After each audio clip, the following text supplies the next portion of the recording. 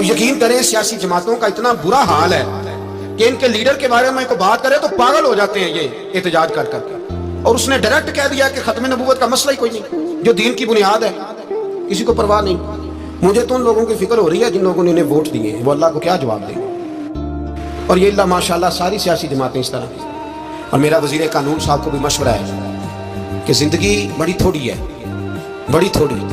अल्लाह सबको माफ करता है, अपने रसूल के गद्दारों को माफ नहीं करता। और यहाँ तुम्हारी गाड़ियों पे झंडे लगे हुए हैं, वहां भी तुम्हारे झंडे लगेंगे, पर इसलिए लगेंगे कि ये गद्दार है नामों से रिसालत। ये झंडे लगेंगे। शर्म करो और डर जाओ, बस कर दो। तुम्हारे मुंह में अब दांत पूरे नहीं रहे। कोई शुगर का मरीज है तो कोई ब्लड प्रेशर का, तो कोई हार्ट का, तो कोई कैंसर का। शर्म करो और अपनी कब्र की भी थोड़ी सी फिक्र करो। बताओ पाकिस्तान के कितने सदर गुजरे, वजीर आजम गुजरे, तो उनकी कब्रें कहाँ हैं? कोई जाता है उनकी कब्रों पे? किसी को खबर है? क्यों अपने लिए जहन्नम इकट्ठी करते हैं? सारा कुछ दुनियादारी रह गई है, सारा कुछ सिर्फ यही रह गया। हजरत अबू बकर सरदार थे, हजरत उमर सरदार थे कबीले के, हजरत उस्मान सरदार थे। उन्होंने सरदारियों को ठोकर मार के रसूलुल्लाह के कदमों में बैठना पसंद किया। सरदारियां छोड़ के गुलाम बन गए। तुम सरदारियां बचाने के लिए रसूलुल्लाह की गद्दारी करते हो, शर्म नहीं आती?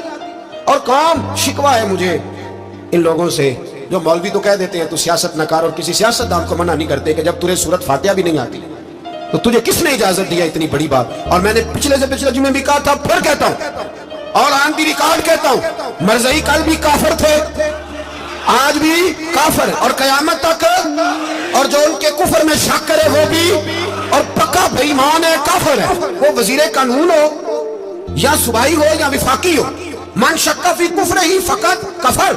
जो मरज़ई के कुफर में शक करे वो भी काफिर है। हमारे रसूल आखिरी रसूल है। हम किसी को ये इजाजत नहीं देंगे कि वो खत्म नबूवत में रखड़ा डालने की कोशिश करे।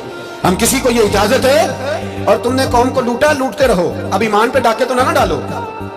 तुम्हें दौलत लूट के पेट नहीं भरा, अब ईमान लूटना शुरू कर लिया। तुम्हारा फैक्ट्रियां लूट कर, कौमी खजाना लूट कर पेट नहीं भरा। भाई मानो दीन बेचकर अपनी हुकूमतें पक्की करोगे। और वो लोग भी तैयार हो जाएं जो उन बेईमानों को मुंतखब करते हैं, उनसे भी सवाल करेगा खत्म नबूवत का मौजू क़यामत के दिन कि तुम बताओ। इनको सपोर्ट करते थे जो रसूलुल्लाह सल्लल्लाहु अलैहि वसल्लम के बाद भी किसी नबी को नबी मानना दुरुस्त जानते थे। शर्म आनी चाहिए, ख्याल होना चाहिए। और मैंने कहा कि हमारा दिल नहीं चाहता, आप यकीन करें। तो हमें शौक है जुलूस निकालने का, तुम्हारे खिलाफ बातें करने का।